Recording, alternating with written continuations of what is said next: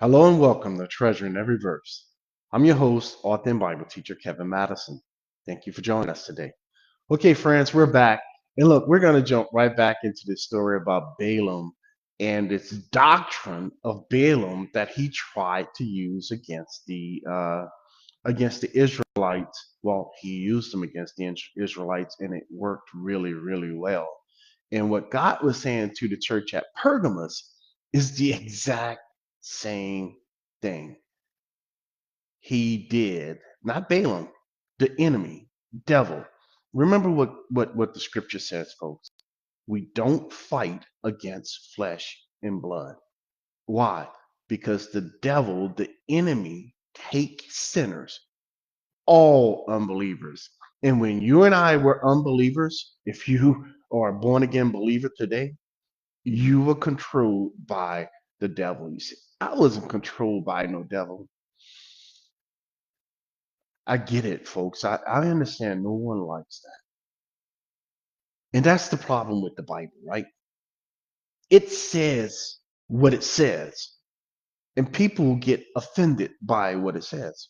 Good. You should be offended because you offend a holy God. Come on. God is holy. God is righteous. God is true.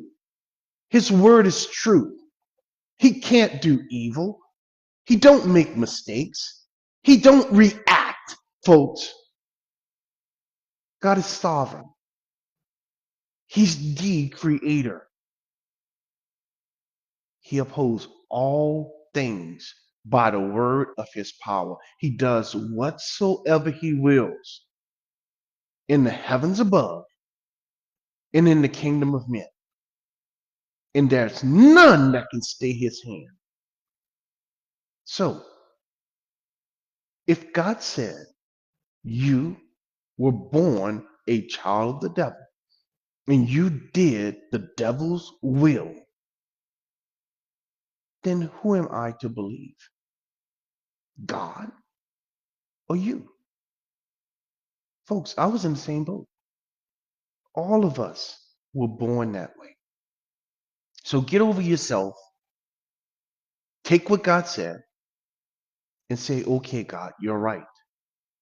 I'm so thankful and grateful to you that you delivered me, that you saved me, that you took me out of that kingdom and put me in your own. All praise and glory and honor belong to you. So get over yourself. All right. Now, Balaam did this stuff, folks, and he was a child of the devil. But God still talked to him. Why? Because God has a plan, friends. Can I show you one thing? We were talking about this yesterday about do God speak to unbelievers? Now, I showed you where God spoke to human unbelievers. Can you believe today God still speak to the devil and to fallen angels? So this happens all the time, friends. This isn't something new. God has already reconciled all things to himself. That's what the scriptures look, folks.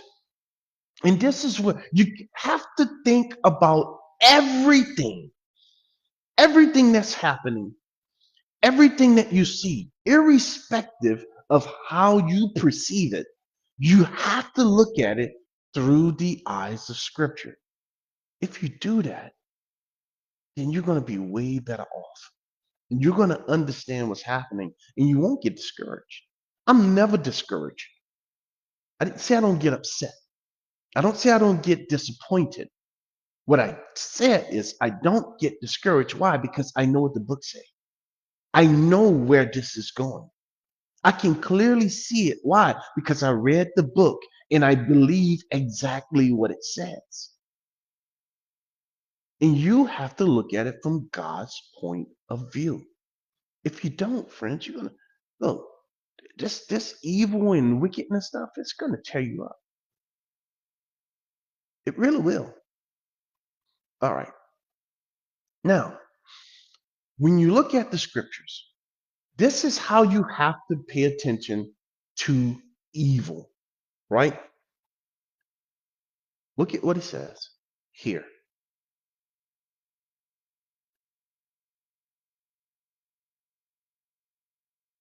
And I need to find, I wonder if this is the one. No, in chapter 4, it's the one I'm looking for. Where Peter tells us what happens, right? Now watch this. They took Peter and them, they jailed them, then they took him out and then they beat him, right? Now, how did they watch what Peter says here. And this is how you need to look at all things. And being let go, they went to their own companions and reported that the chief priests and elders had said to them. The religious people, folks. So are you surprised now that the religious people they go against the gospel? I'm not. Why not? Because they were always against the gospel. So when they heard that, they raised their voice to God and in one accord said, Lord, you are God. Boom, end of story. Who made what? Heaven and the earth, the sea, and all that is therein. So who's in control? It doesn't matter what you see. It doesn't matter how it feels to you. Who does the book say is in control? The one who created it all. Who by the mouth of your servant David have said, look at this. Why did the nations rage and the people plot a vain thing? Everything that's being plotted is vain in the eyes of God. It may not be vain in your eyes, but in the eyes of a holy God, the one who created the heaven and the earth and the sea and all that is in them, everything that wicked people do, even my own wickedness and sinfulness, it's vain when it comes up against this word. The kings of the earth took their stand, and the rulers, this is demons, were gathered together against the Lord and against his Christ. Now watch this.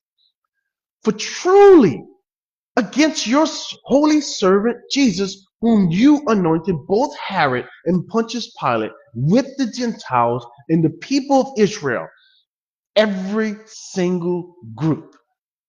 What did they do? They were gathered together. For what purpose, God? To do something. What did they do? They only did, get this, and everything that happens in the world happens exactly like this. They only did whatever they wanted to do. No, that's not what the book teach. The book teach that they can only do whatever your hand and your purpose determined before to be done. Do you understand what Peter just said? What do wicked people do? What do evil people do? What do sinners do? What do the demons do? What do the devil do? What do you and I do?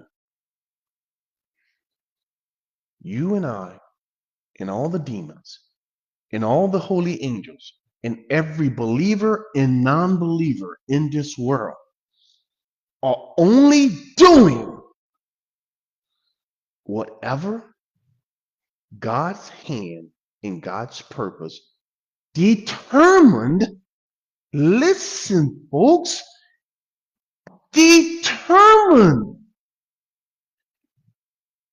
before he created anything to be done.